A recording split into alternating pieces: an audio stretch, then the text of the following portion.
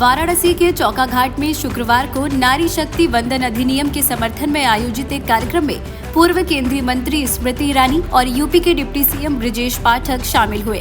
दोनों नेताओं ने न केवल इस अधिनियम को महिलाओं के सशक्तिकरण की दिशा में बड़ा कदम बताया, बल्कि विपक्ष पर इसका विरोध करने को लेकर सवाल भी उठाए।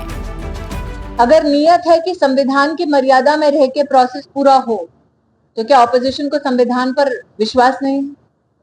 अगर नियत है कि पूरी की पूरी लेजिस्लेटिव प्रक्रिया सदन में सुचारू रूप से न सिर्फ संचालित हो, बल्कि राष्ट्र के सामने पारदर्शिता से ये पूरा का पूरा सेशन हो, तो क्या ऑपोजिशन को राष्ट्र पर और सदन पर विश्वास नहीं है?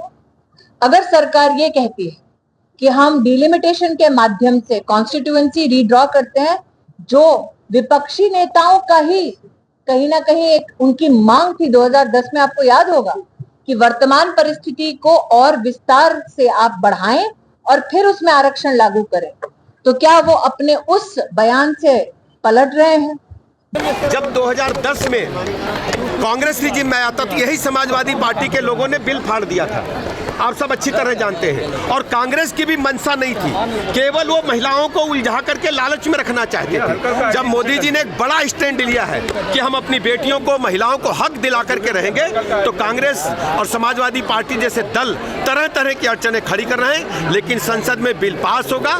देश में महिलाओं ने एक बड़ा, मैं कह सकता हूँ, स्टैंड लेने का काम किया, जिससे काशी की धरती पर बड़ी संख्या में महिलाओं ने जाति धर्म संप्रदाय से ऊपर उठ करके इस कार्यक्रम के टाउन हॉल के कार्यक्रम में भागीदारी सुनिश्चित की है। मैं सभी बहनों का, सभी अपनी बेटियों का, सभी महिलाओं का बहुत बहुत अभिनंदन करता हूं और माननीय मोदी जी का आभार प्रकट करता हूं। स्मृति ईरानी ने कहा कि केंद्र सरकार लगातार महिलाओं के सशक्तिकरण की दिशा में ठोस कदम उठाती रही है और नारी शक्ति वंदन अधिनियम इसका प्रत्यक्ष उदाहरण है। उन्होंने कहा कि ये कानून न केवल महिलाओं को राजनीतिक रूप से मजबूत करेगा, बल्कि समाज में उनकी भागीदारी को भी नई दिशा देगा। विपक्षी नेताओं अखिलेश यादव और राहुल गांधी पर भी टिप्पणी करते हुए कहा कि जो लोग महिलाओं के हितों के खिलाफ खड़े रहे हैं, उनके लिए वो सद्बुद्धि और संयम की प्रार्थना करती हैं। अगर देश की महिलाओं की खिलाफत करोगे तो देश की महिलाओं को हिसाब बराबर करना आता है। हमारा संविधान धर्म के आधार पर आरक्षण स्वीकार नहीं करता, फिर भी ऐसी बात सदन में रखते हैं ताकि अपने वोट बैंक को बदला सके। इसलिए आज ऐसी बहनों से मैं अपील करना चाहती हूँ, काशी की पुण्य धरा, कि अगर वाकई में समाजवादी पार्टी हिमायती होती मुस्लिम महिलाओं तो 3 तलाक का कभी विरोध नहीं करता। कार्यक्रम में शामिल उप मुख्यमंत्री ब्रजेश पाठक ने नारी शक्ति वंदन अधिनियम को देश के लोकतांत्रिक इतिहास में एक मील का पत्थर बताया। उन्होंने कहा कि ये कानून महिलाओं को उनके अधिकार और सम्मान दिलाने की दिशा में एक निर्णायक कदम है। साथ ही उन्होंने विपक्षी दलों पर निशाना साधते हुए आरोप भी लगाया कि कुछ राजनीतिक दल वर्षों तक महिलाओं की उपेक्षा करते रहे और अब भ्रम फैलाने की कोशिश कर रहे हैं।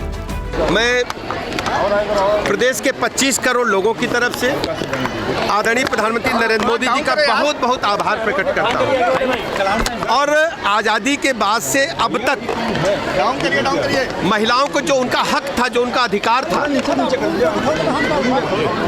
नहीं मिल पाया था। आज माननीय मोदी जी उनका हक और अधिकार देने जा रहे हैं। समाजवादी पार्टी, कांग्रेस जैसे दल जो गलबहियां डाल करके लगातार महिलाओं की, माताओं बहनों की उपेक्षा करते रहे हैं, संसद में तरह तरह की गलत बयानबाजी कर रहे हैं। आज वो धर्म के आधार पर आरक्षण की बात करते हैं, जब वो अच्छी तरह जानते हैं भारतीय संविधान में धर्म के आधार पर आरक्षण हो ही नहीं सकता। नारी शक्ति वंदन अधिनियम के फायदों को जनता के बीच ले जा रही भाजपा इसके जरिए अपना जनाधार बढ़ाने की कोशिश में लगी है। उसका ये प्रयास बंगाल समेत दूसरे राज्यों में कितना सफल होगा, ये तो आने वाले चुनावी नतीजे ही बताएंगे। वाराणसी से दहो हल्ला के लिए विकास गोंड की रिपोर्ट।